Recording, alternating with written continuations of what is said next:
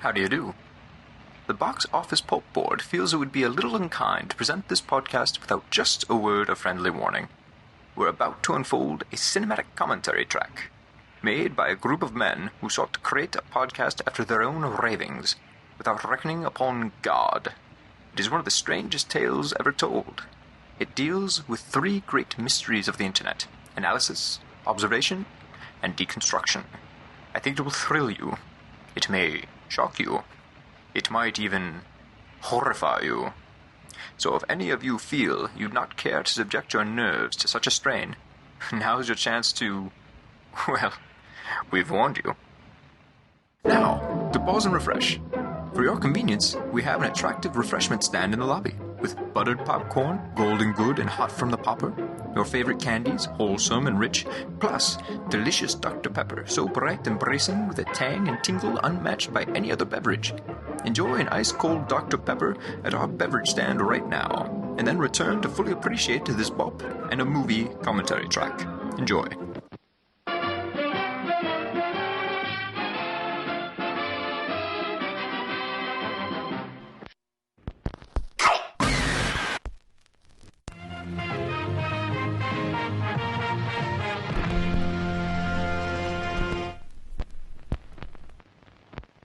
Good evening, ladies and gentlemen. Welcome to Box Office Pulp, your one podcast stop for movies, madness, and moxie. I'm your host, Cody, and joining me today is Mike and Jamie. Unlike most bops, I'm going to do my best to limit my inane ramblings and mostly get down to brass tacks. Today, it's a miracle, I know, but you're stuck with me for an hour and a half. For everything. I'll find a way to keep going, don't worry. We'll throw in like our half-hour discussion of X-Men before recording started.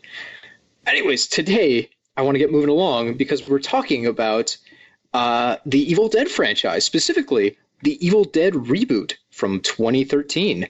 We're going to be doing a bop and a movie for Fede Alvarez's The Evil Dead. Just a quick note. Wow, you remember that this is called Bop and a Movie. Yeah. I wrote stuff down ahead of time instead of trying to fly by the seat of my pants. I feel like you should freeze frame and the Flash Gordon theme should play right now. Yeah. This is very momentous. See, I knew we'd end up with inane rambling. Long live Bop and a Movie. Ba, ba, ba, ba. Also, we're doing this because it's the anniversary of the Evil Dead remake. Very true. I was going to get into that. Slightly earlier in the month, wasn't it? It was like April 10th or something. I don't know. Semantics. Yeah. People Look, there's one thing important to the Evil Dead franchise. It's the timeline being a little weird. No, it has to be exact. That's the most important thing about Evil Dead. Okay, so the movie came out April 5th, 2013. Current recording time, April 19th. So technically, it would have still been in theaters. It's a 5-year anniversary. Great. Now everyone will know how slow I was to put this together and post it. Thank you. Good. No, I love Cody's insistence on anti-future-proofing. Look, we already said it's an anniversary episode. Unless we're like, it's for all anniversaries. 6 years, 7, 10. Cody, why don't you just start referencing that time Bill Clinton went to a McDonald's while jogging? Bill Clinton still does that, so, you know. I just wanted to say I just referenced a random line from a very specific SNL sketch. And so we're all firing on all cylinders. Look, if it's not Les Mis with lobsters, I'm not interested. Mulaney for life. Anyways, damn it, man. I said we were getting down to brass tacks. These are clearly silver tacks at best. Yes. Okay, so everyone at home, we're going to start watching the movie and providing commentary. We'll actually talk while we watch. It's a skill we've developed over years. I can also chew gum and walk up a flight of stairs while patting my stomach at the same time. I've only died twice while doing this. Resuscitation was minor. Cody, begin the commentary, please. I just explained the rules of the commentary, sir. Anyways, we're going to watch the movie and comment on it. If you would like to join us, we'll be doing a countdown in just a few seconds. When we hit play, we're going to be playing the movie. Please watch along or not. It's your life. Maybe watch us on a treadmill. I don't care. You do. Yay! Yeah! And I will count to 3. After I say 3, press play. And we're all ready? We're all ready. Count us down, Mike. 1, 2, 3. I didn't think about this either. We are watching the rated cut of the Evil Dead reboot in case one of you imported like the unrated cut and has like 3 extra seconds of footage you're dealing with. And if someone's going, there's an unrated cut? Yeah, there is. The damn shame. The studio didn't want you to see it for some reason. I guess it would have been too easy of money. I don't know. Yeah, because that was never released. That was just like on HBO for a weekend or something, wasn't it? It was released digitally. Yeah, so you can get a digital version unrated now. A lot of fans assumed we were going to end up with, it on DVD because they like started putting it on TV pretty close to Halloween last year, and it never happened. I forget, wasn't that the first time people saw that? Wasn't that accidentally aired? Yes. Mm-hmm. Yeah, it was like on pay-per-view for some reason. But there's some territories have gotten it. I want to say Japan, maybe Germany, I don't know, a couple of international markets have the film uncut. So if you really want a copy, you can import it. See, I love this because it makes it slightly illicit. It should be like Army of Darkness, where there's 40 different bootleg versions of the film. Just pick up whatever one you want. So I hate to be negative, and it's a terrible way to start, but boy, I really do not. Exactly. I really do not like the opening of the movie. Really? I'm quite fond of it. So am I. The idea of this girl walking through the woods and then the hillbilly attackers is essentially a cheat because we find out very quickly she's actually possessed. And even going on the commentary, Fede mentions, like, we try not to show her eyes so we don't have to cheat that she's possessed. But, like, the whole thing is they're trying to show her scared. They're trying to make you think that the guy kidnapping her is the bad guy. Oh, yeah. It's a bit of misdirect that I don't think we really quite need. Plus, it sets up, like, the evil force not being all that formidable, in my mind. I would say the evil force in this movie, what makes it kind of interesting is that it's something that can be fought. Like that's the thing that makes it a little bit different from the old Evil Dead franchise where Deadites are pretty much just a god. Like I kind of like how there's a back and forth in this movie. Yeah. Also, you do like bring how up an interesting... No, I'm sorry. Oh, go ahead. I was just going to say, I like how the Deadites in this version come from a more psychological place than more physically formable as they are in the other movies. That's why I kind of like this opening. It's sort of a tone setter for me. I mean, I definitely love the old version where the Deadites are just basically fucking around with you. Like, they have the power to kill you when they want, but there's not enough, like, series continuity to make that actually happen. So they'll just, like, dance in the air, throw you through a room, and laugh. Whereas this one, it's, especially in this scene, it's like this dark hard edge where all of a sudden they're gonna, like, mentally toy with you and then call you a cunt licker. I don't know. It doesn't sit as well for me, and I like things much more after the scene. In my like personal headcanon, I just chop this bit of the movie off and roll. Well, I do think it is kind of interesting. Like that is something that so many horror movies do that we all just kind of run with as horror fans. That cold open tease where we kind of suspend our disbelief towards not knowing what the premise of the movie we're watching is. I think it's kind of interesting really how most audiences just kind of do that effortlessly, like we've been trained to. I mean, it weirds me out because it really shows you the whole deal. Like, you get a good glimpse of the Deadites, what they're capable of, kind of, like, what their shtick is, a little bit of the mythology. I think it gives too much of the game away in the first 5 minutes. I mean, there's a reason why other like direct-to-video horror movies where the monster kills someone right away are typically done where it's like you just see like a fin or a person disappears in the sand. It's a tease. And to me, this is like a main course meal that's being served in place of your mozzarella sticks. Well, Alvarez has spoken about that before. That was done very intentionally just because of the slow burn of the rest of the first act. Like, he wanted to begin this movie at 11 and then take you right down to 1.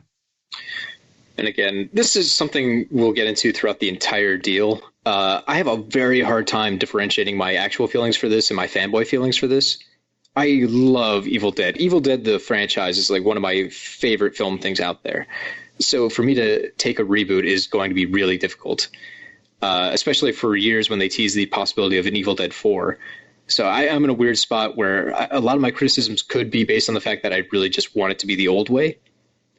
But I don't think that's entirely true. I think some of my complaints might have merit, or some of these patches might not work the same way as what I would hope and professionally care for. I appreciate your self-awareness. If I say that, then I don't actually have to be self-aware. I can just pretend. Here's another really nitpicky complaint, and this one is definitely me being a fanboy. Thank you for this amazing commentary. Thank you. It'll be over in 3 hours, I swear. No, this was actually a big complaint that other people had when the movie came out, was that these shots are way too fucking slick for Evil Dead. Like, Sam Raimi is a master at doing cheapo, weird camera moves, especially like in the first two. He really played around with that stuff. But you could always tell it's like a 2x4 with a bunch of Vaseline on it and some sheets.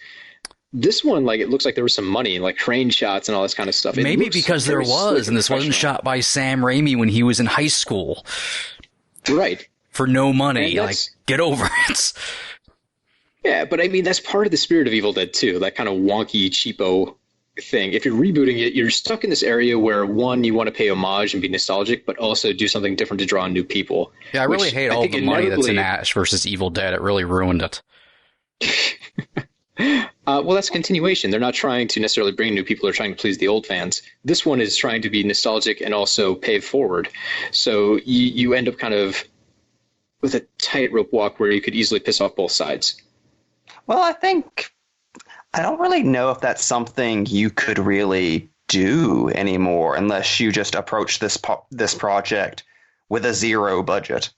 Right. I mean, it's not like this is a hugely budgeted film. Like, this is still very tight filmmaking. It's just, this is what, a small horror movie looks like. That isn't on, like, literally a indie, let's just raise some money and shoot a movie in the woods budget. In the mid-'80s. Horror budgets are actually kind of fascinating because they kind of froze since the 80s. Like, this was a $17 million production, which is still, like, not great. Like, that's super cheap. Hellboy, the first Hellboy cost $60 million, but that was an action sci-fi film, so they got more. But if you look at something like John Carpenter's The Thing, that was considered pretty big budget at the time, and that was $14 million. And that was 1980s. Like, horror budgets have not really gone up the same way every other film budget has. No, not at all. In fact, they might have, like, kind of gravitated down by the time you factor in inflation with, like, Blumhouse movies that are all like $1 million micro budget kind of things. So even with horror franchises today, the more money they make, the budgets don't really move. Oh no, you'll maybe get like an increase of $1 million or something, and then the rest will go to advertising. Yeah, so horror is just shockingly treated differently.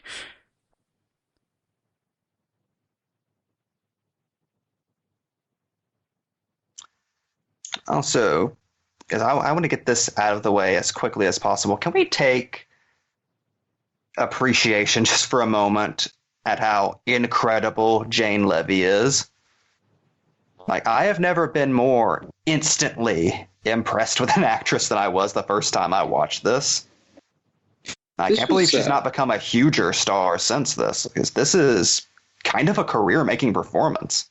Well, what did she have for movies before this? It was pretty much just a TV show, series. Right? Yep. Yeah. Which was still on, like, for a couple of years after this. Yeah. And after, Evil Dead, I'm having a hard time thinking of other, like, big projects she was on. She was in a low-budget horror movie and Don't Breathe. I think that was it. Yeah, which is kind of surprising. You would think, like, the impressive thing here is, for as much as fanboys can get upset about reboots, there's not a lot of hate online for the Mia character. People are fairly accepting of it. Right, like, it would be very easy to have an Evil Dead reboot come out and for people to basically be like, no, this isn't Ash, I'm mad. but they don't feel that way towards Mia. So you'd almost think like that'd be the doorway right there. If she wanted to do a bunch of horror films, like she could be the new Jamie Lee Curtis. It was hilarious seeing little pinpricks of that before this movie's release of people who were angry because they rightfully predicted that Mia was going to be the Ash stand-in. And watching them try to phrase that in a way that wasn't, I'm mad because a girl is the star of this movie, was fucking hilarious. Because there was nothing for them to go on. They hadn't seen the movie. They didn't know any details, but they still wanted to be mad, but wanted to be the good guy. We got Levy. There's a specific quality to Levy that I see in very few actresses. It's like she has that 10,000-yard stare of a woman coming out of a gas station with a pack of cigarettes.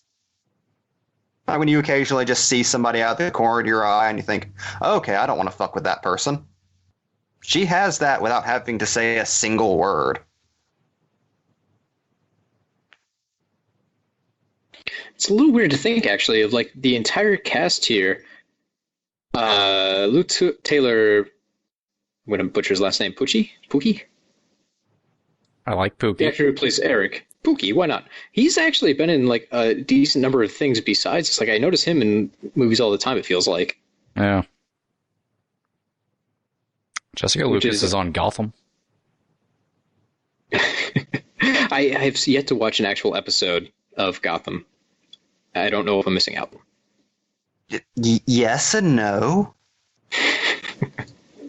It's like don't watch Gotham, but occasionally just go on a Wikipedia article or watch a clip or something, and it will brighten your life. It's like the same relationship I had with Smallville. Like I'm not going to watch this, but it makes me smile to know that this crazy thing is happening somewhere. Fair enough. I love the choice in this movie to frame this entire plot around a couple of friends going into the woods to get another friend clean, which I remember Alvarez said was the only reason that's the plot of the movie is because why else would anyone go to a cabin in the woods in 2013? It's a good point. I would honestly disagree. Like, if I had a cabin available to me, I would for sure grab as many friends as I could to drag them out there. That's because you're Cody, though. It's true. Like, you would be the one picking them off one by one. In my mind, like, this would be the perfect summer vacation. You get, like, 5 buddies to go out into a spooky cabin in the woods and just fuck around. And basically reenact cabin fever. Like, someone's going to drink beer the entire time. Someone else's skin is going to fall off. There's going to be a weird kung fu kid at the grocery store. I could easily see you being like, okay, I have the snacks, the music, and the flesh-eating bacteria. Where's everybody going? It's too late. It's already in your system. Surprise! Bonding time! It's more meaningful because there's less of it left. Oh no, we're recreating the remake! Oh boy. Yeah, public service announcement. Don't bother with the remake of Cabin Fever. I know you were all really excited for that Cabin Fever remake, but try to contain yourself. Friends don't let friends watch the Cabin Fever remake. Also, am I the only one obsessed with how 70s that one guy looks? It's my favorite thing in the world. I think it was somehow a nice touch. 70s glasses. I love that. I think like more horror movies should just do that because it immediately like gets away with the cell phone part of the issue. Like you don't even have to do the hackneyed line of, oh, there's no signal out here. You just assume seeing that kind of hair that they're just trapped in the 70s. They're in hell. It's a weird part for me. Like horror movies simply don't work as well when they're contemporary. In my mind, like perfect horror movies are set in the 70s or were made in the 70s. And it's not a hard rule, but it just is so much easier to get away from technology if they're set in the past. Yeah, it's very difficult to set a cat and mouse thriller in a surveillance state.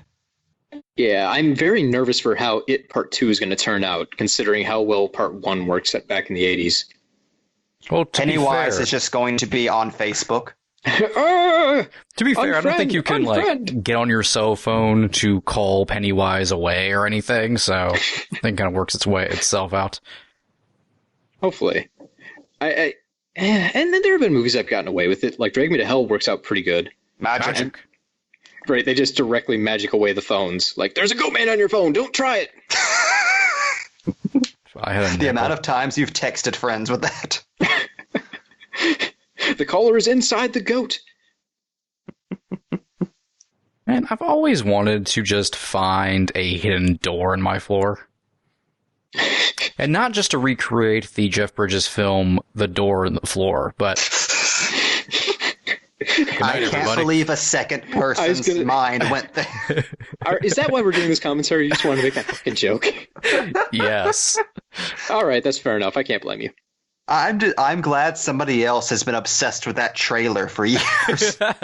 The door. Don't on the floor. open the door in the floor. Is that part of his new sleep tapes? It's essentially Does that that- delivery. I'm just obsessed with the fact that that movie has a horror movie trailer, but it's just like an erotic thriller. So this is bullshit. They should have still been growing potatoes down here. There should be random gourds. Come on. I fruit seller. I will say, though, as much shit as Cabins in the Woods get for being kind of like played out, I am still always game for a horror movie set in a cabin in the woods. Same. I don't care what the monster is. It could be zombies, witches, vampires, slashers. Don't care. If there's people hanging out in the woods and then they start getting murdered one by one, you have found my aesthetic. I mean, look know what I how would much love to see? fun that seems like. What I would love to see is one of these movies set in a really, really nice, like, yuppie cabin. Oh, that'd be fun. Like something one of the Trumps would go to on their weekend huntery.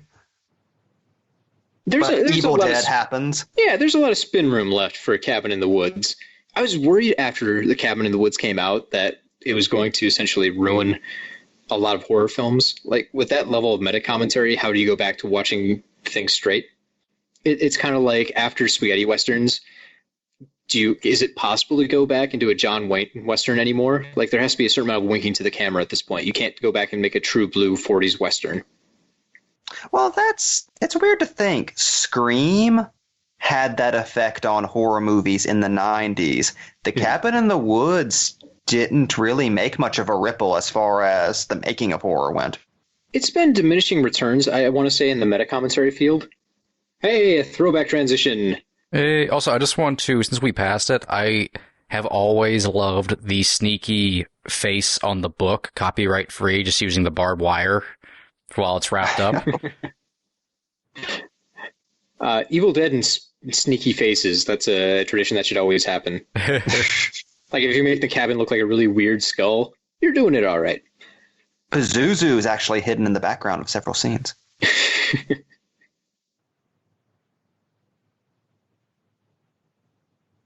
Damn, we were talking about something that got distracted by raw meat. The diminishing returns of horror meta humor. Yeah, well, not even meta humor, but just groundbreaking horror that shakes the franchise roots. I mean, I think the biggest thing you would have is something like back in the day, Halloween just changes how everyone else approaches horror. Everyone was impacted by Halloween. Even if you're not trying to make a slasher movie, you're aware of what Halloween did and try and copy some of those things or purposely move away from them.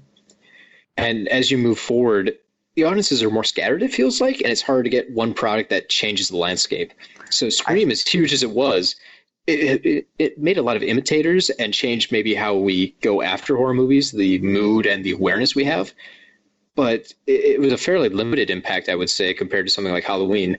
And even now, maybe something like Get Out, which had a huge, huge number of people that saw it, it's yet to be seen how that impacts other films coming out after it, which I would almost say will probably be to a smaller degree. You know, it just gets less over time. I think the last time I saw something really change the playing field was the first Saw, where everyone just kind of looked at each other and said, okay, this is what we're doing now. Right. And that really just kicked off a wave because, I mean, it went away after a while. And I think that's proved by the fact that Jigsaw came out and everyone just kind of shrugged. Well, the problem is, it's like when Paranormal Activity came out, it was huge and it was the new thing. The amount of... It's like after Halloween, there was a ton of slasher ripoffs, but you can... It was very easy to not notice that stuff. It's a lot harder to go without noticing the gluttony that comes when giant studios are immediately trying to cash in.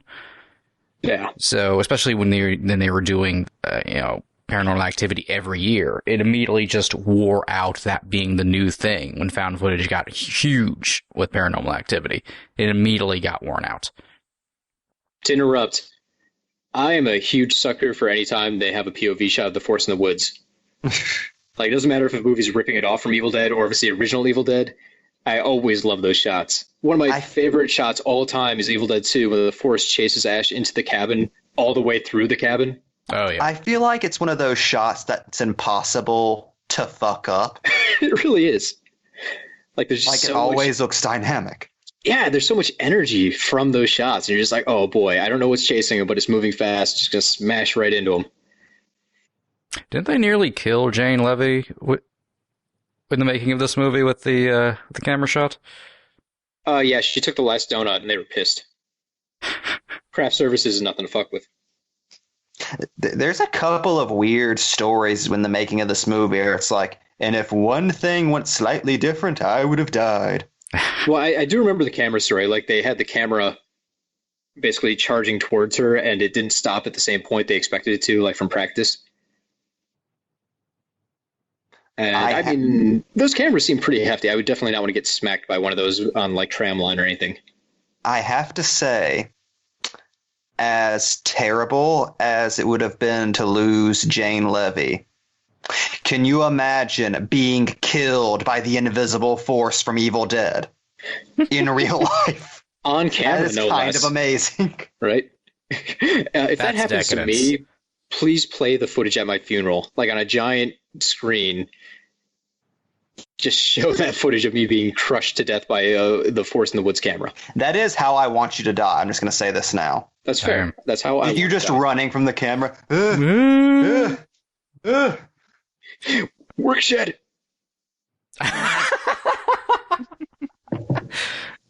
That's my Rosebud. I say that as I get run over.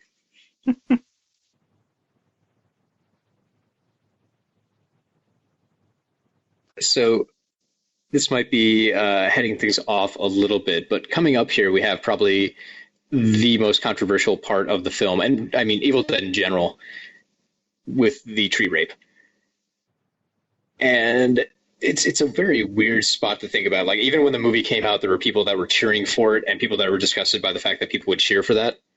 And I'm wondering if we're getting to the point now in cinema where that's kind of a deal that should just be put to bed. Even if it is part of franchise history, it's still, I don't know. It's Evil Dead, so it's always going to be schlock-based. But it still is super uncomfortable for a lot of social reasons and, you know, just the depiction of rape.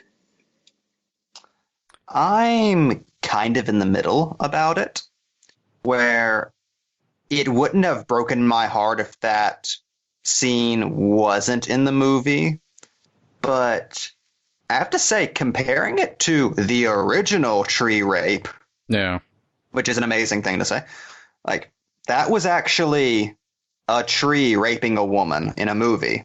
This is kind of just subtextual. Like, it's just a fucked up shot. Yeah, it's oddly less disturbing. Like, it seems less graphic, even though they're still showing quite a bit. I don't know, for me it's a weird trend too, because the next movie from Fede was, you know, Don't Breathe, which had that whole pretty weird subplot.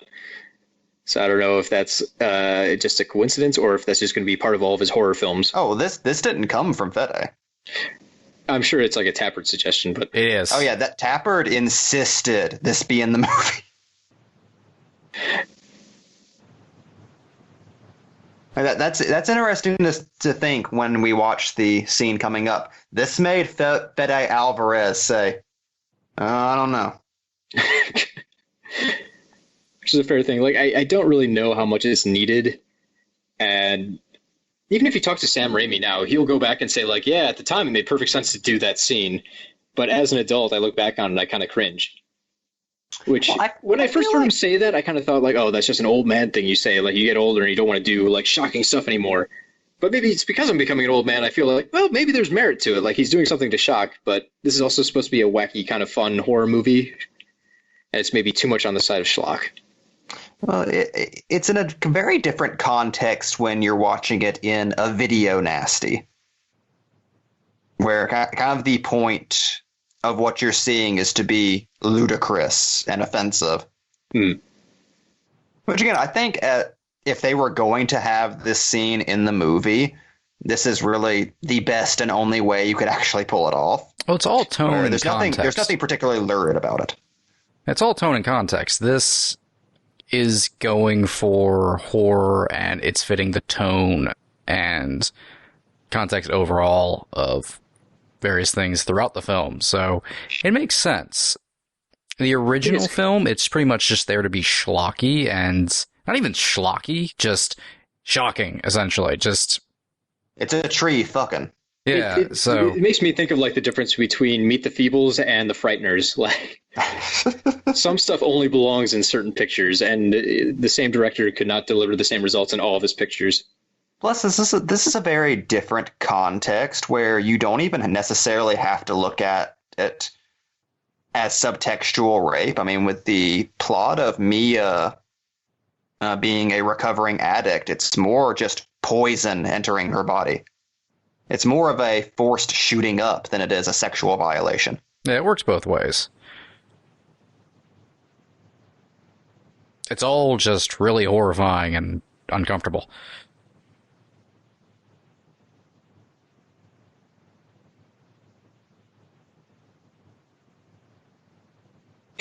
We're now going to make the audience at home stare at what's happening. What an odd yet amazing effect.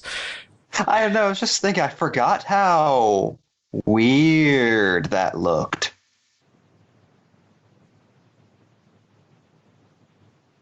Oh, it's the sound effect that fucking really sells it, too. Oh, New Zealand. Even when you're spooky, you're beautiful.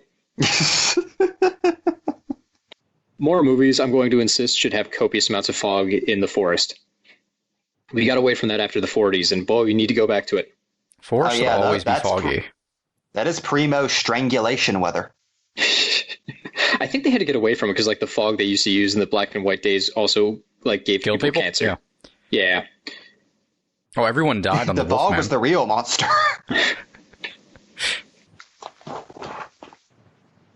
I would say the second most controversial part of this movie is the fact that there's a dog that gets hurt. There's actually a movie out there where you can track if the dog dies in the film. Oh, yeah, ifthedogdies.com. Yeah, like that's a huge deal. I'll watch movies with people, and a lot of times now people will stop me and say, like, hey, it's a horror movie. There's a dog, right? I'll be like, yeah. And they'll follow it up with, does the dog die? And if the answer is yes, they immediately want to watch something different.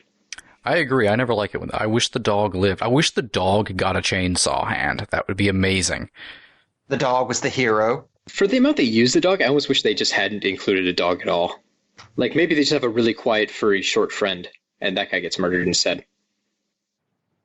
I agree. It's Like a always really kind of quiet cheap to kill Igor kind of animals, guy. I got to admit, which is weird to say, but Well, It's the horror equivalent of a little girl dropping her teddy bear in a crowd scene. yeah. And it's very weird in horror movies, too, because typically the advice is, if you want to illustrate that someone's bad, you have them kick a dog.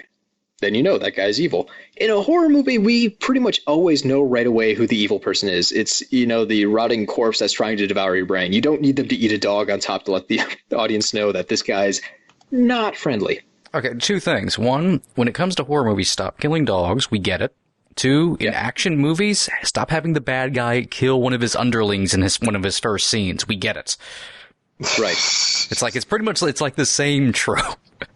Like the second Casanova Frankenstein did that to prove a point, I think the trope was put to bed. Yeah.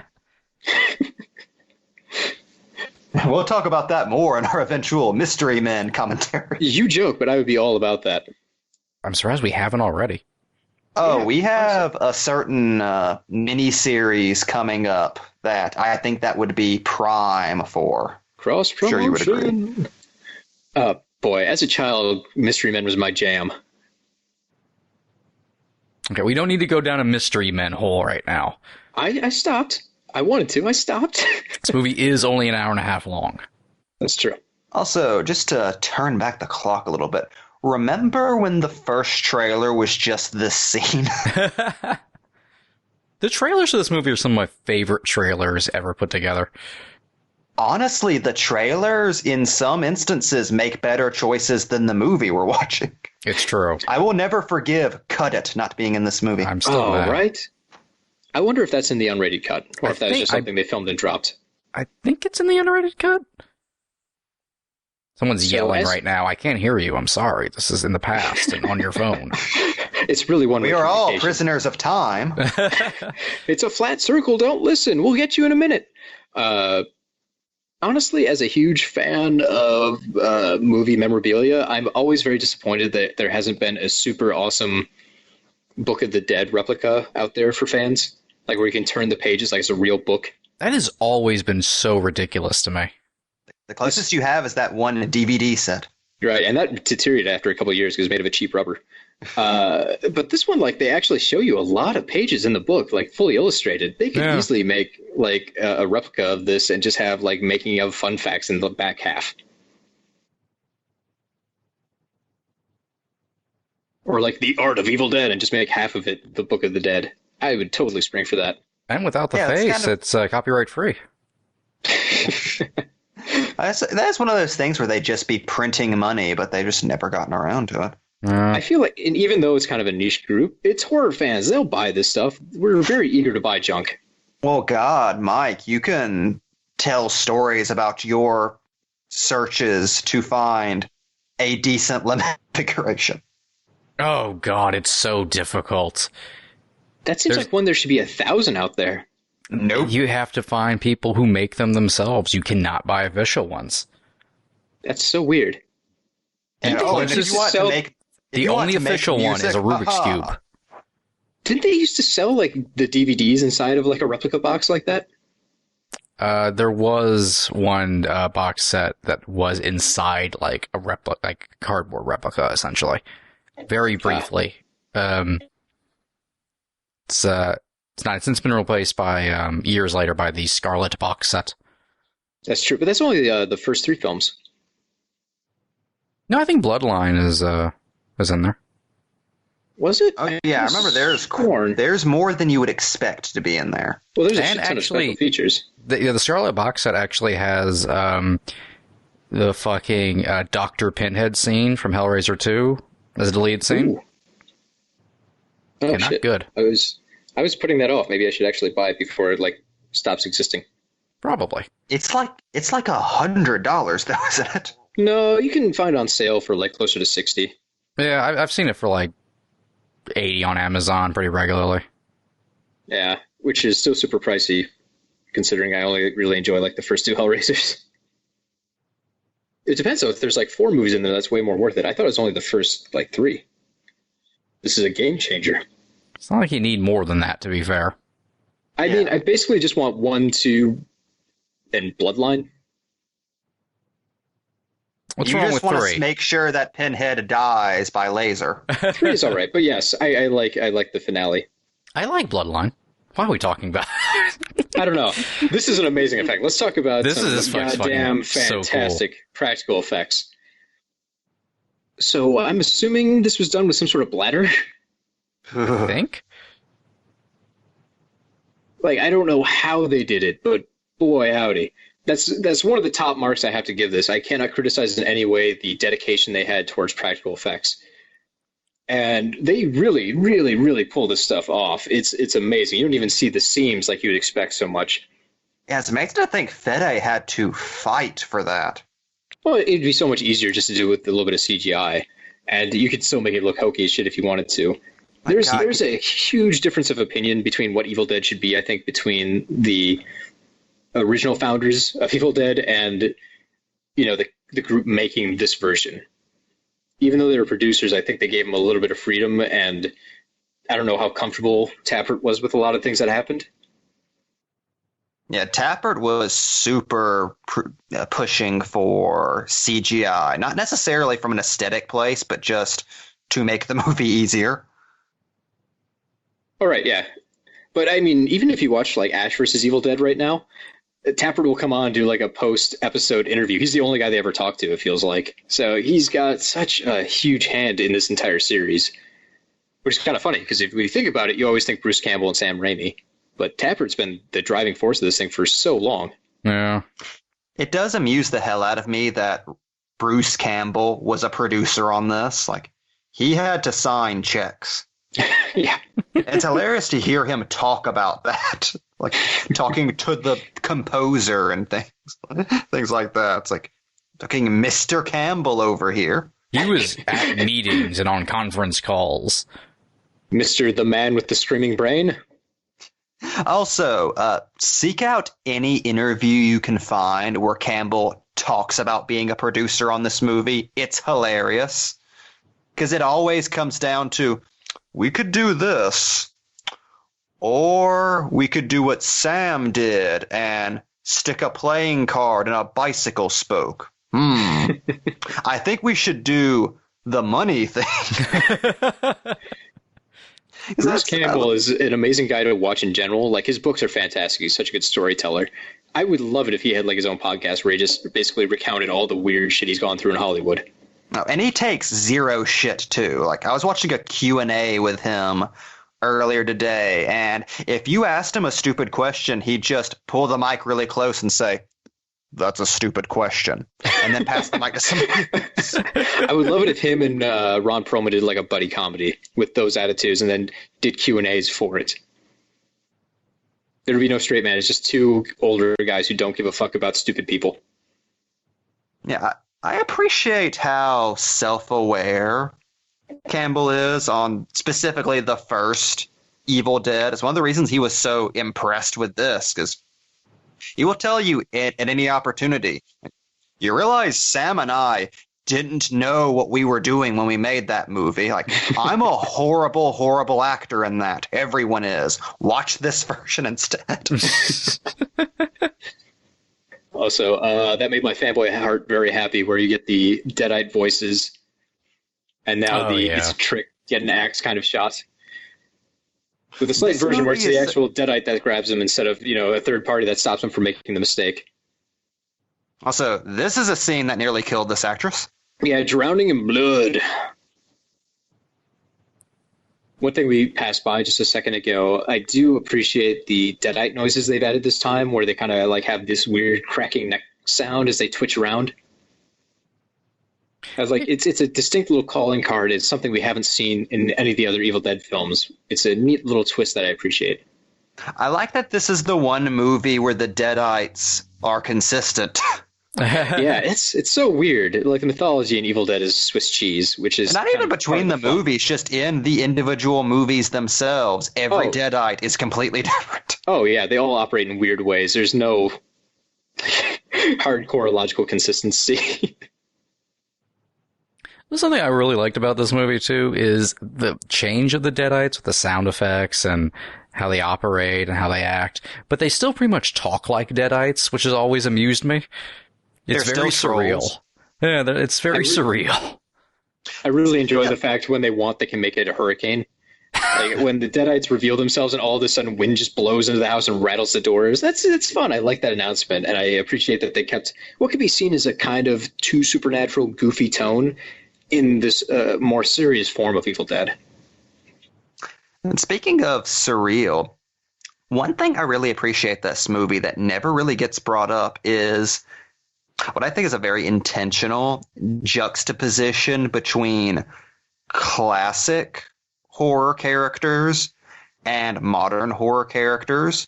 Like, we see Dr. 70s in there with his hair and his glasses. Then we get characters like her and Mia's brother, who are just who would be headlining the 1999 Scream knockoff. Like, it kind of feels like this is a celebration of the past 30 years of horror. So, how do you guys feel about the added mythology that this one throws in? Because in the original Evil Dead, like, they just play it fast and loose. In this one, we actually have moments like what we just saw, where the book flips open to a page of someone tearing their face off, and then we essentially treat that as foreshadowing, where it happens right away that someone's got to tear their face off, or someone needs to be buried alive because the book mentioned that. There seems like there's a lot more suggestions of hard mythology. Yeah, that's what I really liked when I was taking things away from this film, is the attention paid to mythology and the difference in mythology. Like, it doesn't try to be Evil Dead mythology. It builds its own thing, more inspired by the little pieces you can make sense out of from the original mythology. But what I like about how Alvarez uses mythology is it makes a very small, contained film feel fucking gigantic, and that kind of it's like a version of horror you don't get very often. That very contained look, but there's all this happening around that contained area. With the abomination, when it starts raining blood, it makes the horror much more frightening and much larger than life, to where it really feels like something you can't quite fight, despite the fact they've made the Deadites more fightable. Which that's why I kind of dig the mythology they went for.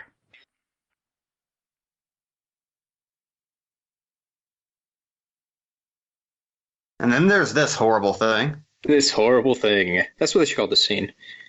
Also, I love that this is framed like she's jacking off. This is so unsettling. You get that macaroni and cheese stirring noise? Yeah. Plus, the mythology gives you things like that. See, so I love what's everyone's interpretation of that? How does that fit into the mythology? Because there's a page of someone tearing their face off. So it's part of the ritual, but I couldn't tell you how that connects to everything or how it's supposed to.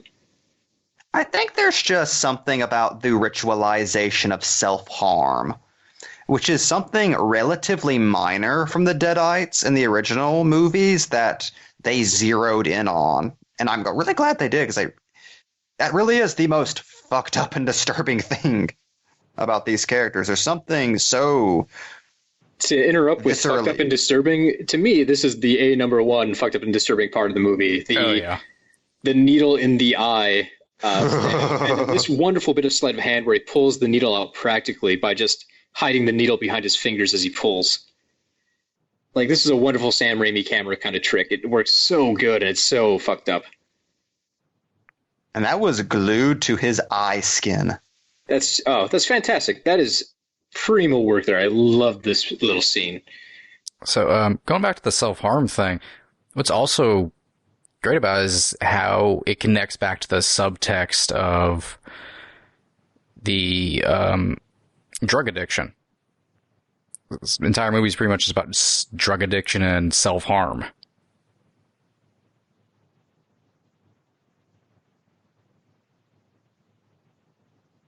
Yeah, it's something... I'm very surprised that more horror films haven't used drug use as something to pull through, because, God, if there's ever a unstoppable, corrupting force in the world, it's that.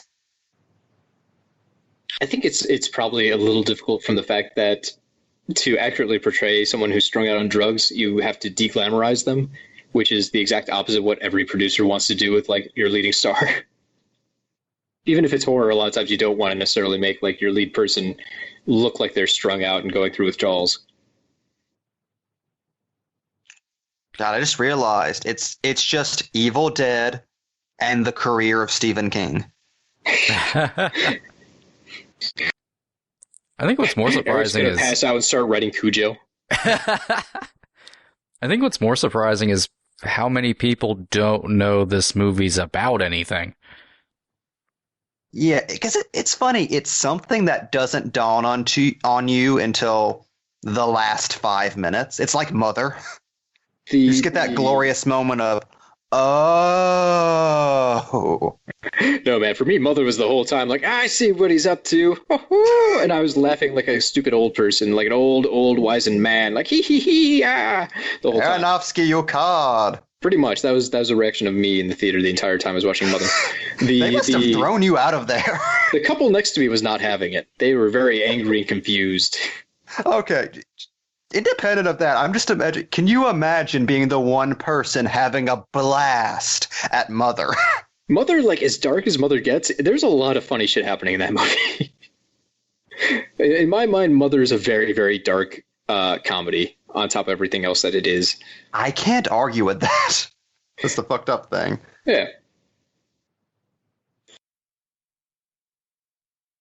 But the drug aspect of Evil Dead, I think, is underplayed possibly a little too much, and it makes it very easy for people to miss.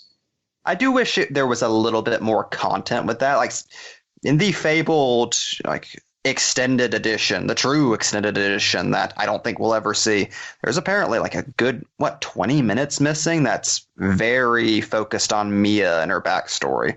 Yeah. Like the fact that her brother brought a date to an intervention, which kind of goes unaddressed in this movie, is apparently a big deal in that version.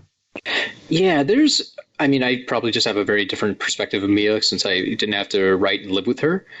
But when you listen to the commentary from Fede, like, he refers to Mia as like the only innocent one in this group, which it throws me for a loop because it's like, I don't necessarily agree with that or see it. And part of the point he was trying to make was even when Mia is possessed, she doesn't outright kill anyone. Like, all the people either kill themselves when they're possessed or they become possessed and then murder one of their other friends, but she doesn't actually do that. Which is kind of stretching the idea of purity in my mind, but hey, whatever floats your boat. Oh, Cody, as long as your hand isn't on the trigger, they can't convict you. Is that how you solve the trolley problem?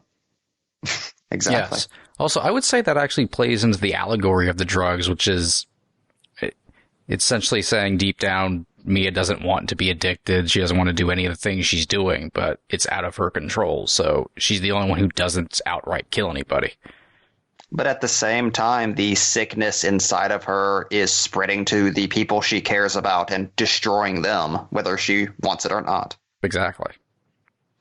And I would think too, but coming down on Mia's side is maybe slightly muddled because we don't get that time up front to necessarily distinguish that the other people have their own faults and possibly have some sort of punishment coming.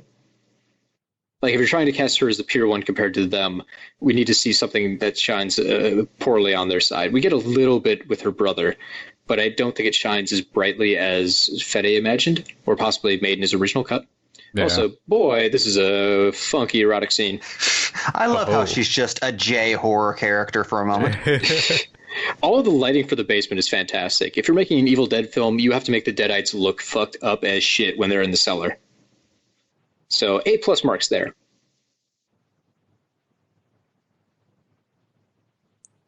I'm obsessed with the color of blood that's on Mia at all times. Oh, I mean, I love that. It looks like they're going for the more traditional Raimi black, but it's hard to tell because it's very dark. The Razor Lick. That's perfect red band trailer stinger. I mean, that sold the tickets right there. As soon as I saw the trailer where her tongue splits in two and kind of waggles a little bit on both sides, I knew I had to go opening weekend. I would have anyways, but that sold me. Also, another scene that nearly killed an actress. Levy saying they had to work out a system where she would pinch her if the blood started going up her nose. Yeah, looking at that violence, I'm reminded that it's like last 2 years or so, everybody's kind of going like, wow, horror's back, especially like rated R horror and then all that, which it is. But it's not really paying attention to how Evil Dead came out and out of nowhere made a fuck ton of money and everyone really liked it. Yeah, it's weird. That's kind of the curse of the remake, I feel. It's something we've talked about a lot in the past, where The good thing is if a bad remake comes out, it evaporates in a couple of weeks. Like, holy shit, there was a Total Recall remake. Remember it? Neither do I. Jesus, yeah. But by the same token, if a really good remake comes out, it also kind of evaporates. Yeah, but at least at the Total Recall remake or something like that, no one watched it and made no money. Even everyone who made Evil Dead were shocked that it made money. Yeah, worldwide it came in just south of 100 million, which is pretty damn good, especially when you go back and like it was made for 17 million. Those are good numbers. Traditionally, you know, if this was an original movie, you would immediately have a greenlit sequel. Yeah. But listening to the producers talk about it, I think Tappert got cold feet because the fan reaction wasn't necessarily what he was hoping for. Like, the hardcore Evil Dead fans looked at this and went, great, when are you going to cross it over with Ash? And they instead kind of turned towards, well, what if we did Ash versus Evil Dead, the TV show?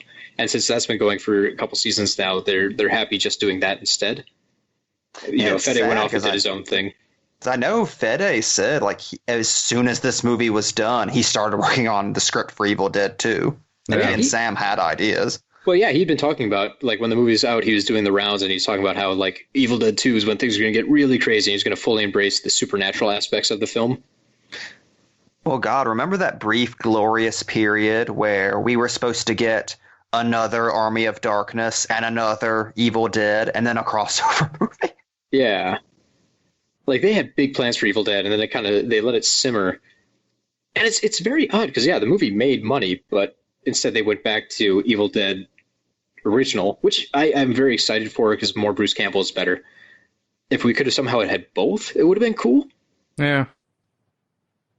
Well, it just ends up being kind of retroactively shitty that it just kind of looks like they made this movie to gain interest to then make the TV show. Yeah. And then just kind of left this off to kind of rot off to the side, which, you know, sucks. Might be kind of the case, though, because I don't know if we would have actually gotten Ash vs. Evil Dead if this had not come out and kind of revitalized interest in the franchise. It would never have happened, yeah. And it is kind of frustrating where it's like, I really like Ash vs. Evil Dead. I really like this movie and want to see a sequel. I don't know which one I shoot. I don't know if you have to shoot either, honestly. They're distinct enough where this has more of a serious tone. It's made in a more professional style where they're not trying to be goofy. Well, whereas Ash vs. Evil Dead is like a fun ride for TV where each episode revolves around a set piece and they don't care that, you know, it's kind of a throwback in terms of style and effects. You could easily have both. I just mean as far as like getting an Evil Dead 2 compared to Ash vs. Evil Dead. Like, I'm not sure which universe I want to live in. I'm very happy with Ash vs. Evil Dead. I'm so happy we've gotten 3 seasons of it. It's wrapping up in a few weeks here, so I'm very hopeful that we possibly get a 4th season. Everyone listening to this, please watch Ash vs. Evil Dead. It's a lot of fun. Yeah, and I'd be so bummed out if we don't get more, because right now Bruce Campbell's basically saying, if this is it, this is it. We're not getting like a new Ash movie or anything. He's going to leave the character behind. I will say, it is still possible, especially with the traction Alvarez is getting, that we can just get an Evil Dead 2 in a couple of years after Ash wraps up. I mean, it's possible, because if you look at like the trajectory of Evil Dead 1 and 2, there was a decent number of years between those projects. It's still totally possible. It's not like he's not working with Ghost House anymore or anything. Right. Yeah, Raimi still produced Don't Breathe. Yeah, I just looked it up. Yeah, there is a 6-year gap between Evil Dead 1 and 2, which is sizable, but heck, horror fans would still follow it. The important thing is that we are, for a fact, getting Don't Breathe 2. Whatever the hell that's going to be. That is happening. I feel like that's one of those movies that... Don't cut it. I feel like that's one of those movies that can't happen because how do you set up the sequel? There's a sequel idea, and Sam Raimi said it's the greatest idea for a sequel he's ever heard. Like, you can't just go back to the house and have, like, new kids go in there, and it's so weird that you would have, like, the blind guy chase a family across the nation. In his car, like he's the creeper. Anything is possible. I will say... hold up. This moment right here, the arm flop. Splat. Oh, I will delightful. say they made like 5 Coffin Joe films, and that had pretty much the same premise. So anything is possible. It's possible. I just don't know, like, if that's something I need to see. Yes, you I do. know You I know need you to need to see see it. it. I need to see more of Scott Lang doing that performance. What is Lang. what is Fede up to right Yeah, now? I you thought know he what had I meant. He's I thought he doing calm down. He's doing the girl in the spider's web. Okay. Oh, that's right. Yeah, he's doing the most random project Fede Alvarez could possibly be doing. The weird, slightly copyright-free Girl with the Dragon Tattoo sequel that has nothing to do with the David Fincher movie, based on the book that Stieg Larsson didn't write. It's almost as if Sony has no idea what they're doing. Yet I'm just really No. glad Fede Alvarez is doing this big budget studio movie. God, you know, in looking up some Alvarez interviews in preparation for this, I saw a random nugget he dropped in one, which is he didn't go into detail, but he says that he did briefly talk to Marvel around the time he was doing Don't Breathe. I thought he was one of the guys in line for Doctor Strange. Yeah, I think his name did That's come what out I very assumed briefly. when he said that. 'Cause I could actually see Alvarez doing Doctor Strange. Yeah, they had a short list of horror directors for Doctor Strange for some reason. That was like the vibe they were going for, even though Strange really didn't end up being anything like a horror film. That's what happens Could when you insert imagine comedy. that, though? Alvarez directing Doctor Strange would have been fucking awesome. And I love Scott Derrickson Steven's directing. hands would be so broken. I mean, I'm super happy with what we got for Doctor Strange, Same. so I'm cool with the way things are progressing. But it'd be interesting to give him a mythical character and let enough budget where he doesn't feel like he has to tether it. Alvarez has said he's totally game for going to Marvel one day after he's directed a few more movies, so I would be very excited to see what he does. Maybe we will get a Doctor Strange movie out of him. He casts, he does the Fantastic Four movie, and he gets Mads Mikkelsen to be Mr. Fantastic, and just like he actually has to do the arm stretch thing. Stretch. That means we get Jane Levy as Susan Storm. That's Or too big of Doctor an age Doom, gap. potentially. Oh god, Stephen Lang is Doctor Doom. Oh, that'd be interesting. He didn't get to be Cable after doing all of those sit-ups, so I gotta give him something. He does those for fun. That man is a god. Also, I love a nail gun in a movie so much. It's not used enough. I'm slightly bothered by the impracticality of turning a nail gun into a real weapon, but in a movie universe, I accept it. Oh, It's video game fucking I love weaponized nail guns that shoot projectiles.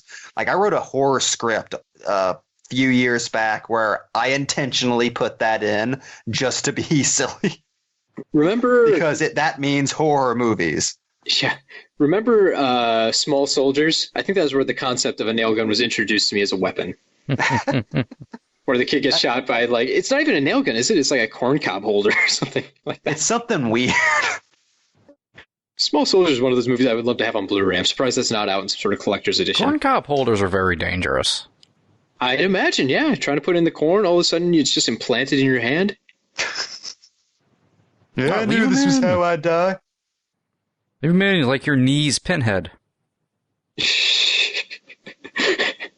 The number one thing all characters in horror movies want. Bedazzle my legs, make me pin knee. If someone was about to kill me with a nail gun, my final thought would be, thank God I'm going to at least die looking like Pinhead. Someone will get this as a joke. Oh, I'm dead. I think that really that's the only consolation prize to dying young is the potential to leave an interesting corpse. You can do that as an old person, come on. I know, Mike, you've told us on several occasions your desire to leave behind a deadly mystery with your body. Oh yes, I have whole plans. I have secret pockets where things will be put. There's going to be a book somewhere in Europe in a library that has a page missing. It's going to be a thing. Now, folks, you at home may think that Mike is telling a silly comedy joke. I assure you he is not. We've discussed this. I have notes somewhere. And Mike just wants to be the Somerton man. It's my dream. Look at that fucked up hand. A little fucked Seriously, up just hands. imagine this is Benedict Cumberbatch. No, I'm a surgeon. Teach me. So I was trying to remember, one, apparently that hand flopping against the wall took like a crazy number of takes because it just didn't flop correctly. But the crowbar strikes, they had to come up with like a really weird practical way of doing it where it wasn't just like a foam crowbar, but there was like a magnetic plate that it was on the string and going towards. So it wouldn't hit the actor, but like they could actually have lighter metals that were still swinging and connecting. Which in my mind, I would have just gotten a foam crowbar and just whacked the guy until it snapped and looked really cheesy. But yeah, it's an interesting way of doing it. It looks I think so it did painful something- and harsh. Yeah, well, the sound effects really sell it. I think part of it might be like what they did in Cabin in the Woods, where they just had the crowbar like on a zip line kind of, and it just went straight into a plate. So it sawed off on one end, and you just put the crowbar into the guy's face.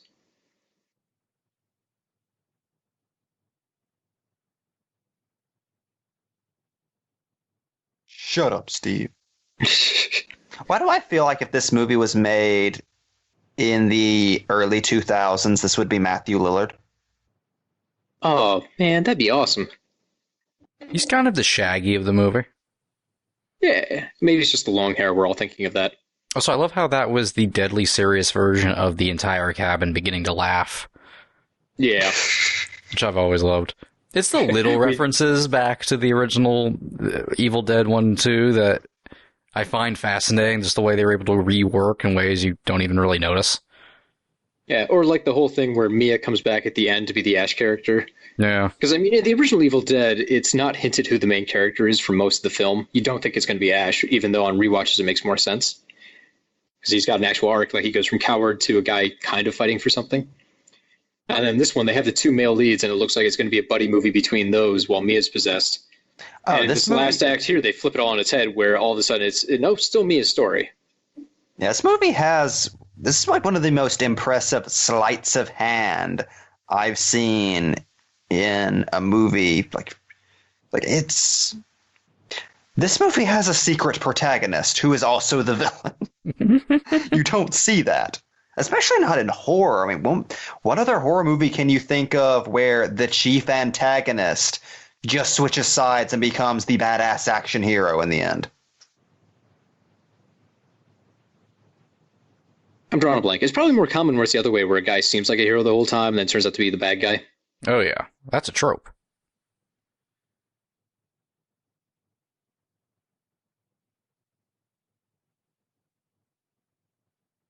No, you don't. You brought a date to a goddamn intervention.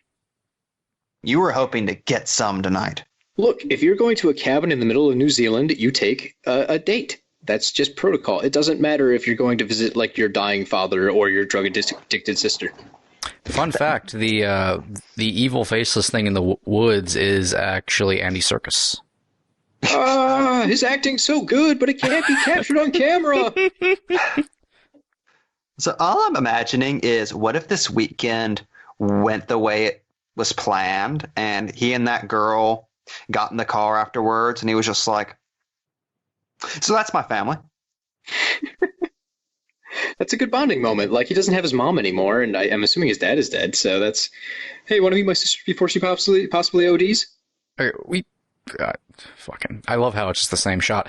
But can we passed lightning for a second? Can you tell me, I'm so happy that just looked like old movie lightning. I know it only passes by for a second. I love old movie lightning. Fun lightning fact. I was doing research for Scooby-Doo, and there was a point where they retired the old lightning sound effect, where it was like a sheet of metal they would just wobble. No. That's so sad. They actually have like new actual recordings of lightning they use for Foley effects instead of the old school tin sheet smacked by a hammer. That's bullshit. I'm very upset about it. It's in the old sound effects home, along with man being eaten by alligator. Tool shed.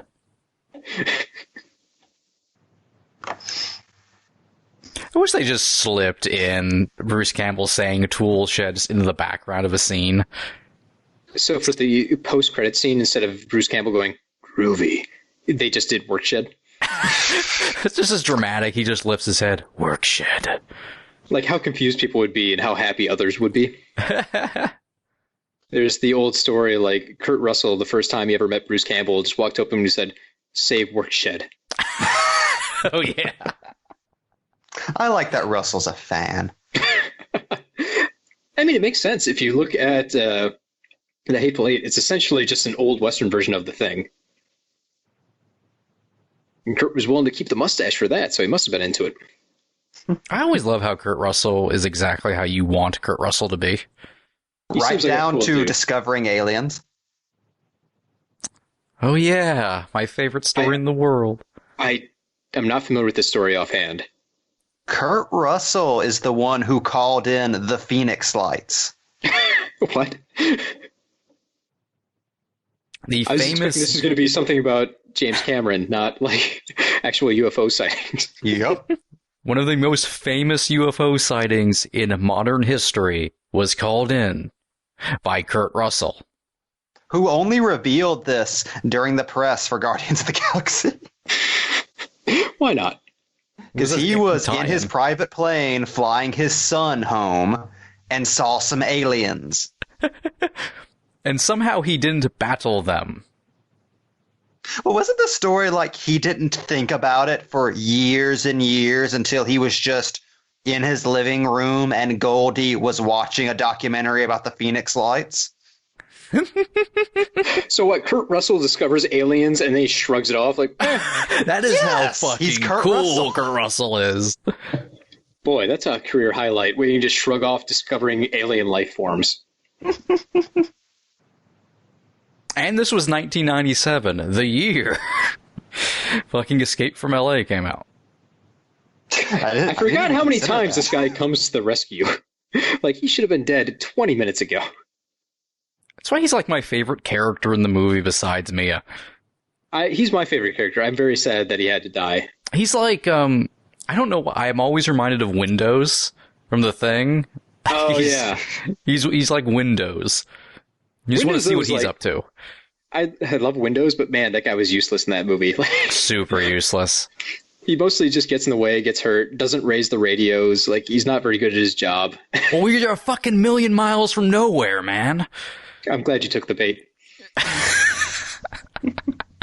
Well, we're calling it here. The world ends in the Thing universe because of Windows. I also, I think this is a callback. It's hard to tell. When he pulls the the razor out of his stomach, I think it's supposed to be a throwback to in the original Evil Dead when the guy pulls the tree limb out of his stomach, and it looks a little bit like he's having his dick pulled off.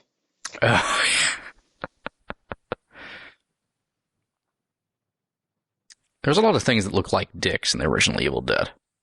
Yeah, the best part was they didn't even intend that. They didn't realize it was kind of a dick joke until like they aired the film to friends and people started laughing. There's so much we didn't know what was actually on the film when it comes to the first. That's something that I always found very frustrating when a lot of horror fans reacted negatively to this, both before the movie was made and afterwards. It's like, okay, I understand. Beetlejuice. I understand comparing it to Evil Dead 2 and Army of Darkness, which are classics, but the Evil Dead is objectively not that great. We all love the Evil Dead, but it's an a student accidental film. comedy. Yeah. Like they were trying to be scary, and it just, it's their inexperience makes it kind of funny. Like when Ash hits a deadite with a log 10 times in a row, like the repetitions of the shot just makes it funny. And they're the first people to tell you. Like, that's why Bruce Campbell is always like, no, it's not a good movie. Watch this one. Well, the funniest part in my mind is when I was a kid, I didn't have access to Evil Dead. I was a kid, so I read the script because that was online. And if you just read what's on the paper, some of the drafts for that are really fucking scary. Like, as a kid reading the Evil Dead stuff, like, it was terrifying to put that together in my mind. And then when you watch the movie, it was enjoyable, but not scary in the same sense. Like, it had some good jumps, but there's a lot of parts that just made me laugh. So it was such a weird whiplash situation going from script to finished product. Well, my experience with these movies was I watched them in reverse. So Army of Darkness, Evil Dead 2, Evil Dead. And Same. yeah, that's a hell of an experience. I think I did machete order. I got my hands on Army of Darkness when I was a kid. Like, Shopko just sold to me because I think my mom was in the area, even though it was rated R. So I watched that one without knowing there were movies that actually filled out that prologue. So then I found out about Evil Dead, found the script for Evil Dead, read that, like Shazammed or Kazam, I guess it would be, pirated a copy of the original Evil Dead, watched it one night when my parents were gone and my sister was out of town. So I was, in a dark, stormy night while no one was around, I just snuck in Evil Dead, and years later got to Evil Dead 2. Which is probably for the best, because each movie has a very distinct flavor. It's like Neapolitan ice cream. Well, it's funny. So many of the people who get so passionate defending the original movie seem to just be thinking of Evil Dead 2. I noticed that a lot, yeah. It's very Evil common. Dead 2 is an all-timer. I love Evil Dead 2. I can't deny that at all. I have a very fond spot in my heart for Evil Dead, but I will recognize when I'm referring to the Evil Dead franchise, I'm probably talking about Evil Dead 2. Pretty much. The Evil Dead doesn't really enter my mind that much whenever I'm talking about how much I love Evil Dead. It's mostly Evil Dead 2 and Army of Darkness. I love the cellar effects. Like, just the deadite in the cellar looks so spooky. The end credit song, I love that juxtaposition, that uplifting kind of funny jolty noise when it's essentially a sad ending. Like, at the time, Ash just died. I love the low budgetness of it. It has a lot of charm, I would say. Evil Dead 2 is a movie I enjoy watching. Evil Dead 1 is kind of like a fun, gimmicky kind of movie to watch. It's a movie that's mostly interesting from a filmmaking standpoint. Like, wow, yeah. these kids went in the woods and they made a movie. It's almost more fun reading about how they made Evil Dead than watching Evil Dead. Like, the stories that came out of it and how it formed Sam Raimi and Bruce Campbell really are a blast. That's why I never really minded that much the original was being remade, because, alright, make a cool straight horror movie out of what was originally supposed to be a cool straight horror movie, but didn't really work out that way. That's what I thought was so funny when I saw people get angry when it was first announced that there wasn't an Ash in this movie. Little did they know. Like, people were like, they're doing Evil Dead without Ash. It's like, But yeah, Ash. the first Evil Dead didn't really have Ash. He's a non-character for like the whole movie. He doesn't have any of his trademarks at all. Besides, he's played by Bruce Campbell in a more awkward, stilted way. I will say though, for the original Dead's credit, it goes balls out on $0 for the ending. Like when the demon hands burst out of the body and they're covered in cream corn. Yeah, Evil Dead does have a legitimately great ending. Like, that's an all-timer. Oh, it's amazing. I love that finale. And I do like how they kind of spread out the character deaths in that one a little bit more. There's a good rhythm there that Sam Raimi's working with, where it's not just one person disappears, then they die, and then the next person discovers the body and they die.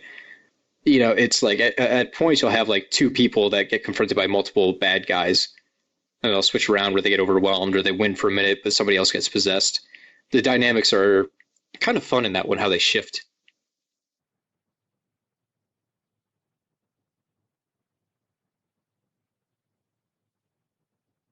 Is anyone bummed out that when they went to the river, they didn't have like that really crappy claw? Oh, yeah. Like the bridge is all torn up like it's supposed to be a hand, but it doesn't look anything like that hand. Oh! Like, it's cool they found an actual flooded river, but it would have been fun if they Oh, it has to be CGI'd stupid. Yeah, it would have been fun if they CGI'd something dumb like a thumbs up skeleton hand. Yeah. Oh no, we're being haunted by rad ghosts. It's the Schwarzenegger Bridge. They've all got sunglasses. How is that not a horror movie? Being haunted by the 90s. That's going to be the first box office pulp production. I'm surprised that wasn't like the plot of Suburban Gothic. Also, I love where this third act takes the drug metaphor in this movie, where Mia literally has to hit rock bottom and die before dragging herself out of hell and becoming a hero. So if anyone's looking for a key illustrative difference between Evil Dead original and reboot, I would say that kill is definitely it. Like in the original, there's no way a Deadite would be efficient. Like if it came at you, if it came at you, it would really miss by like a country mile, or it would like announce itself by laughing behind you for a minute. So like you turn around and then have a fight. And this one, the Deadite actually just would stab you in the back if it gets a chance. So it's just a very weird thing in my mind. Like in Evil Dead Land, the Deadites are wacky kind of obstacles that are there to torment you and fuck around and make this kind of a fun experience. And this one is here to really actually scare you.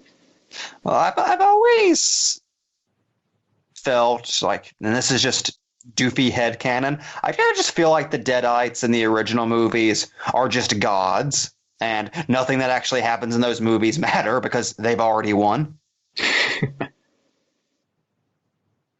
And it's especially true if you look at the original ending to Army of Darkness. What, the end of the world one? Oh, yeah. Oh, I had always just figured that was people are so shitty they blew up the planet. Like, Ash slept too long, and it's going to happen like that regardless of what he does. Damn you, apes. Pretty much, yeah. Oh, it's like the Deadites in the original are just there like to be trolls and fuck with you and be like kooky horror characters that don't really have a goal. Like, I mean, they kind of have a goal, but it's very nebulous. Here they have a goal. Kind of like, they're actually kind of like mythological demons more than like the common idea of a demon. They're like trickster spirits. That's kind of why I was asking before about the deep in mythology of this film, because it gives purpose to the bad guys. Oh, Hidden Skull! Throwback. Like, it gives the villains actual meaning to what they're trying to do, whereas in the original, they were trying to kill these guys and steal their souls, I guess, and possess their bodies, but for no real purpose. Like, there's just something they were fucking around with. Gentlemen, and me, we have officially reached the end of the film. Blood season! See, whenever I first watched this movie, up until this point, I was like, yeah, this is pretty solid. This is the moment where I realized, oh, I'm watching a great movie, aren't I? It gets so fucking epic. This is what really makes me bummed out there's not a 2, because Fede finally feels free to go off the chain here and do more of the supernatural elements, which he kind of resists earlier in the film, which is very odd because we definitely know it's Evil Dead, it's going to be supernatural. See, this is the moment this movie goes from being a 7 to a fucking 10. I love it so much. Well, we get the great spot where the Abomination, causes all the rain to come out. We get the Jeep on the arm. We get the machete through the leg while she's hiding in the building. There's a lot of really great effect things happening right here in balls to the wall kind of action. And I wish maybe they kicked in a little bit earlier with this kind of stuff. I don't know if it was a ramp. I don't know if it was a choice because he was maybe in case there was a sequel, or just it had more to do with he only had so much money, so just save it for the third act and make the third act as bonkers as possible. That might be very true, yeah. 17 million sounds like a lot, but as we said before, it really isn't. I do think it's mostly just, a budgetary thing.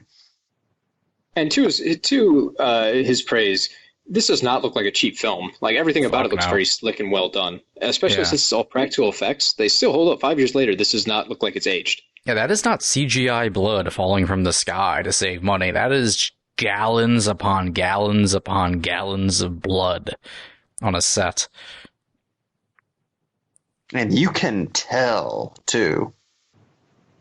Oh, yeah. I mean, even now, if you watch a movie that was made 3 years ago, and it goes heavy on the CGI, it looks that way. Like, a couple years later, you will definitely be able to tell, and just doesn't look the same. God, I'm fascinated that she has to fuel up the chainsaw. No, the gas cap! The tension! She should have just gone for the machete. So I don't know why, but knowing that there was a real dude playing the Abomination just makes my skin crawl for some reason. There was just some dude doing creepy stuff like that. And it's technically Jane Levy. Also, we kind of skipped over this, but in the background score, they incorporated like an air raid siren.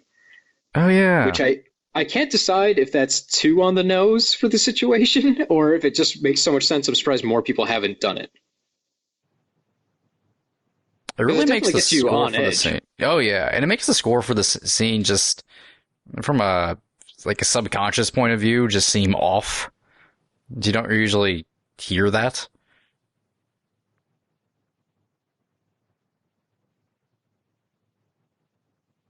God, we haven't really talked about it, but I love the score for this film so much. It's very underrated.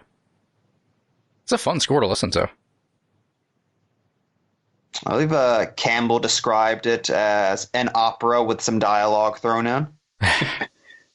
Like, technically, like a large chunk of it is based around like a tango beat, isn't it? Yeah.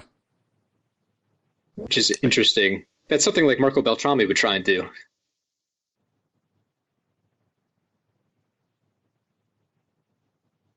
Damn it, movies, chainsaw, start, function.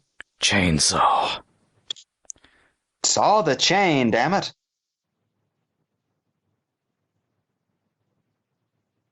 I was so happy to see someone in a movie actually do that underneath the car with a chainsaw. That's a big problem I have with movie chainsaws is typically people get them and then they don't use them. They're more like an intimidation weapon. Like you'll kind of wave it around or maybe saw up some wood. But it's very rare you'll see someone actually get chainsawed properly in a horror film. Black Sheep comes to mind. They had that chainsaw, and I think it gets thrown off of a Jeep at some point, and no evil sheepmen get chainsawed. So I love how much emphasis Mia's hand gets. Like, yes, this is in fact happening. I think this is a good part to talk about the fact that in the development of this film, this was considered in continuity with The Evil Dead. And to a more nebulous point, Evil Dead 2, An Army of Darkness. And that mythology-wise, these events were just reoccurring for reasons that would be gone into later. Which is, I'm assuming, why we see the Delta earlier. Like it's actually Ash's Delta that somehow did not get sucked into the past. Exactly. I think there was so much talk, which was surprising me, about a crossover. Like, I don't know how a crossover would work where you have Mia and like a 6-year-old Ash. I imagine it's a lot like Ash versus Evil Dead. Probably. I mean, if they do an Ash versus Evil Dead movie, no offense to Mia, but it's got to be just the Ghost Beaters. Hey, I'm all for her being the villain. The glory. It's also interesting if this is maybe just a sequel to The Evil Dead, and they're essentially setting up Evil Dead 2 and Army of Darkness being a separate universe, but there's Which some would kind make of sense, weirdly. Yeah, it does in Evil Dead logic. Considering the number of people that still think Evil Dead 2 is just a remake of Evil Dead 1, sure. Why not? But just the idea that Ash died in the original The Evil Dead, so these events have to occur in this universe to balance them in some way. There's a lot of weird, like, interesting ways you can kind of, like, make that for a crossover. That was kind of the fun of the Army of Darkness comic books. I feel like they really embrace the different timelines and time travel aspects of Army of Darkness. And they'll go all over the place like, oh, we're going back to the past again, so you have to fight a different version of Evil Ash. Or like you go into the future, or there's just like 30 different timelines they jump all over.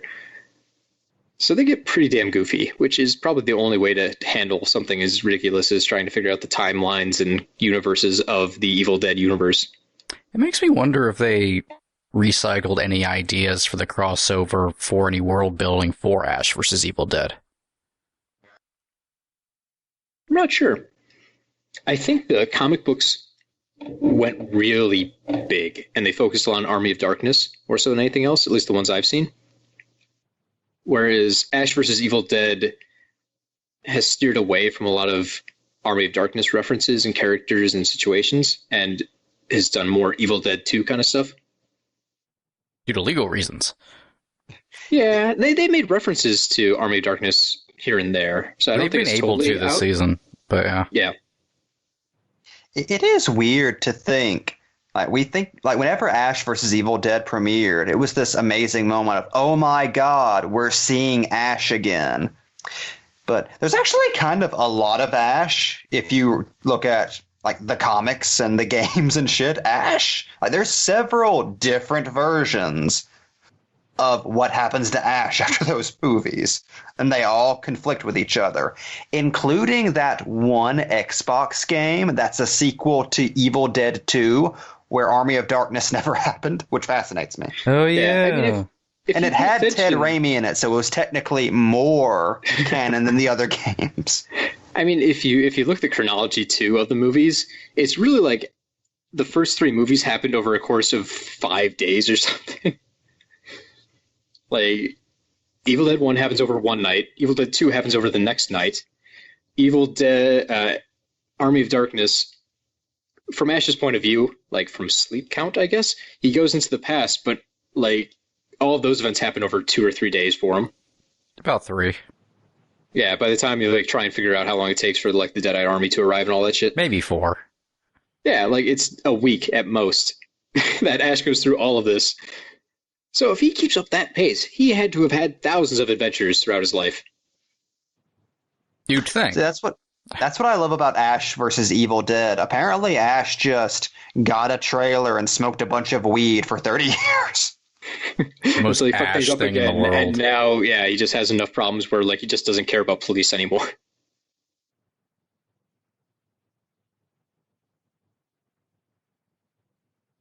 This might have been the part I was thinking of where I was tango based.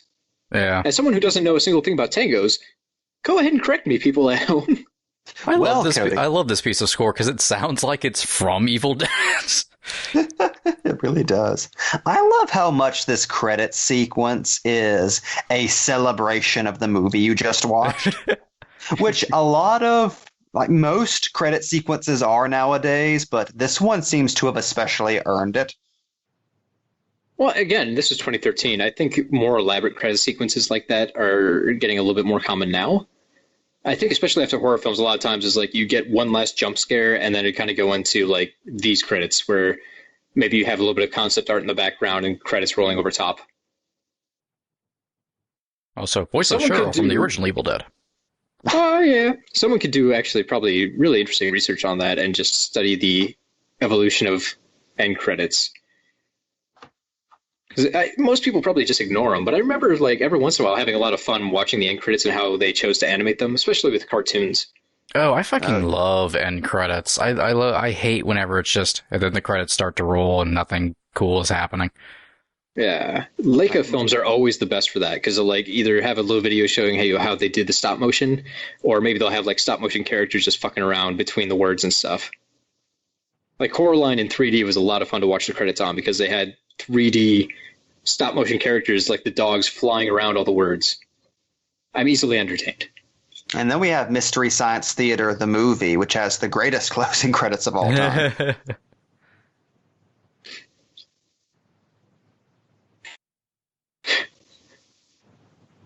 Boy, I remember at the time how many people were freaking out because there's the recording of the original Professor Nolby Oh, yeah.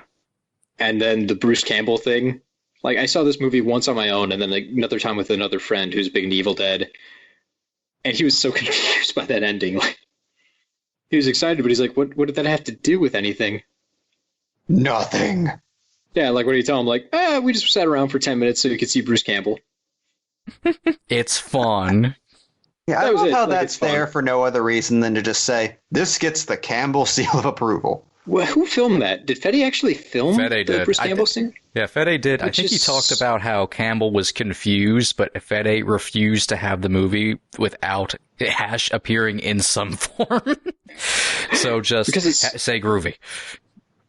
He films it like it does a super hardcore Raimi pastiche there. Like he turns his head and turns to the music. There's that little quick shimmy zoom in. Oh, yeah. Like, it looks like something Sam Raimi would have filmed on his spare day. Which is cool. It's a hint towards something we'll never see. I don't know how serious they were about that. That might have just been something like Tapper was saying to get original fans back in his corner. Like, yeah, no, we're going to cross over and Ash will be back. Considering they were still talking about it like a year later and Campbell was and everybody involved was, apparently pretty serious. Remember when Campbell was promoting the DVD, that was all he was talking about while promoting. He was just laying out the film-by-film plan. I mean, honestly, at this point, if we were to get Evil Dead 2, I would love it if they just kept with Mia and then let Ash have Ash versus Evil Dead. At this point, with it not being like at the time an Evil Dead 2 was going to be like, oh my god, we'll finally see Ash again. That character will have an ending. Yeah. I mean, at this point, he's kind of had his swan song. So it's kind of unnecessary. I mean, if they figure out like something really cool for her to do for like a third movie, that's cool, but I would just like to see this universe again. Especially because it's different enough where it's, and would probably go off in even more different and crazy directions, that it wouldn't feel redundant in any way. I hope it has the exact same arc as the original Evil Dead movies. Oh, I actually made up that zoom in my head. He just turns his head. It's still very Raimi. Like, could you imagine Evil Dead 3 is just, like, set in feudal Japan with Mia time traveling? I would be so happy. I don't know how I'd feel about Fede doing essentially a comedy. I haven't seen his comedy chops practice so much, so maybe he's really funny. I don't know. Have you seen Don't Breathe, Cody? He shot money!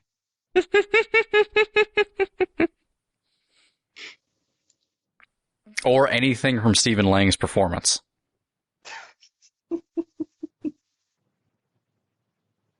God. Really, if you just look at Don't Breathe as a Kids in the Hall sketch, it plays completely different. I think that might be the difference in our reactions to Don't Breathe. I maybe took it as a little bit more straight than it is. How dare you see that horror film as a horror film? It is a zany Weekend at Bernie's style comedy. I would probably appreciate it more if I took it that way. But that's a commentary for another time. Cha-ching. Pa-pa-pa-pa-pa-pa. See how I transitioned to the end of the movie since the credits have stopped? Pa-pa-pa-pa. That's why they don't pay me any money. Anyways, folks, this has been a Bop in a Movie. I've been your host, Cody. I've been Jamie. And I have unfortunately been Mike. Let's do this again in another 5 years. Yeah. Make it 20. Anyways, if you've enjoyed this, you can find more of Box Office Pulp. We're on Facebook. You can find us on Twitter at Box Office Pulp. We're on Stitcher, I believe iTunes. I don't think we have a MySpace, but who knows? We're kind of everywhere. I was waiting for one of you guys to jump in and promote like graphic novelism or some shit. Also listen to Graphic Novelism. GraphicNovelism.com. Nice. It's about comic books, and it's smarter than this show. I'm not on it, so it's automatically smarter. No one talks about Scooby-Doo in the middle of a commentary. Graphic novelism. Yet. That's true. We will cover Scooby-Doo comic books one day, I assume. What's that, Scooby Apocalypse? Anyways, we don't need to get into that now. There'll be another day and time for Scooby-Doo. That's been a wrap, folks. Take her away. And then I violently vomit blood all over everyone through their computer monitors. What else is new? You get more out of life when you go out to a movie.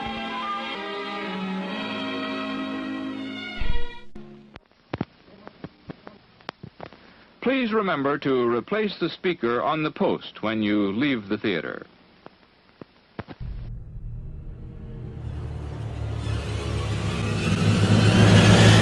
Workshed. This is Box Office Pulp Guy, and this has been a Pulp Podcast production. Now please, please, please, put a gun in my mouth and pull the trigger and say goodnight. And now, on with the show.